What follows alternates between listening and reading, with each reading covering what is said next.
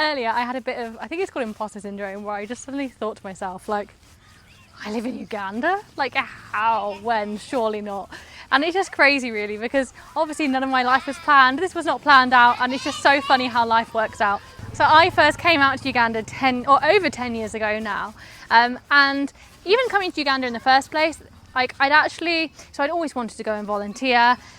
And it was actually after a breakup that I decided to be all independent girly, and I booked to go and climb Mount Kilimanjaro in Tanzania, and that was like my big, whatever.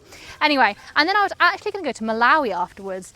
It was only because a friend mentioned that once she looked into going into Uganda that I just completely changed my mind and decided to come here instead. There wasn't really any real rhyme or reason to it. I hadn't even heard of it. I just looked it up and thought, oh, that looks nice, and I changed to there. Then at that point I was actually going to be going through like a proper volunteerism company. And it was only a couple of months before I was due to go that I just decided I didn't want to do that actually. And I looked and I found a small charity themselves, and I spoke to them directly and ended up coming out to volunteer directly for a charity. And this was after I just finished university. I planned on taking a year out. So the idea was I was going to be climbing Kilimanjaro, travelling Tanzania for a little bit, then hopping over to Uganda for 2 months to volunteer. And then I had planned, but not yet booked, to go down to South Africa, Namibia and Botswana.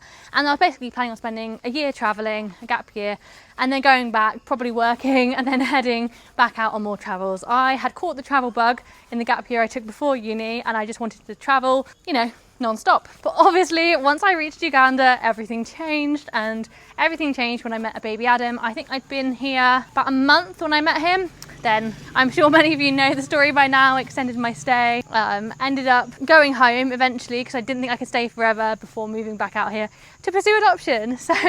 And then obviously my family has grown since then, and it's just absolutely crazy because it was all a little bit unexpected. I just thought Uganda would be one place visited, ticked off the list of a lot of countries I wanted to go to. Since I've come here, I've basically never been anywhere else. But hopefully one day, once all these processes are through and perhaps we're a bit more comfortable in life, hopefully I'll be able to resume travelling, but this time I'll do it with my family.